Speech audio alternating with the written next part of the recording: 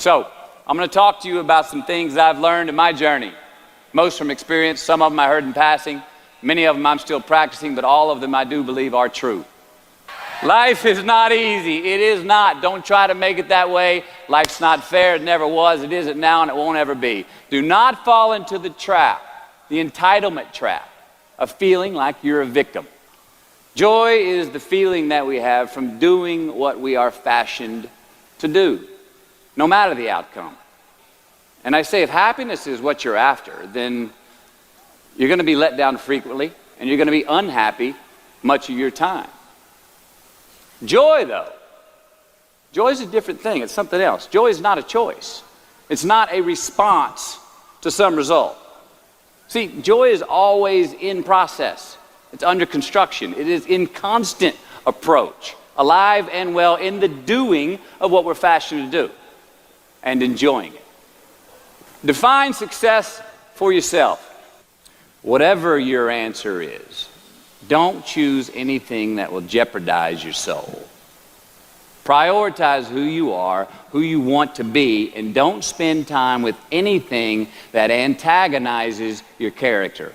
Be brave, take the hill, but first answer that question, what's my hill? So first, we have to define success for ourselves.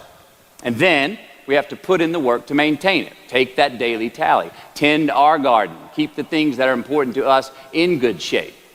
Look, the first step that leads to our identity in life is usually not, I know who I am. I know who I am. That's the first step's usually, I know who I am not. Process of elimination. Defining ourselves by what we are not is the first step that leads us to really knowing who we are.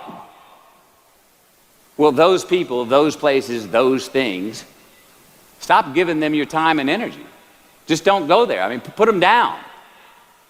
And when you do this, when you do put them down, when you quit going there, and you quit giving them your time, you inadvertently find yourself spending more time and in more places that are healthy for you, that bring you more joy. Why? Because you just eliminated the who's, the where's, the what's, and the when's that were keeping you from your identity. And if you do this, you will have accidentally, almost innocently, put in front of you what is important to you by process of elimination. Knowing who we are is hard. It's hard. So give yourself a break.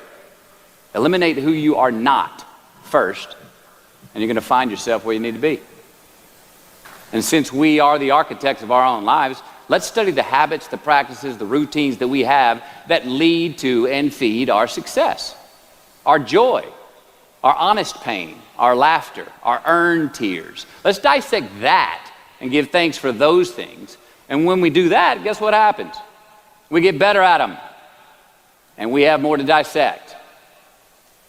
But if we stay in process, all right, within ourselves, in the joy of the doing, we will never choke at the finish line. Why? Because we aren't thinking of the finish line. Because we're not looking at the clock. We're not watching ourselves on the Jumbotron performing the very act that we're in the middle of. No, we're in process. The approach is the destination, and we are never finished.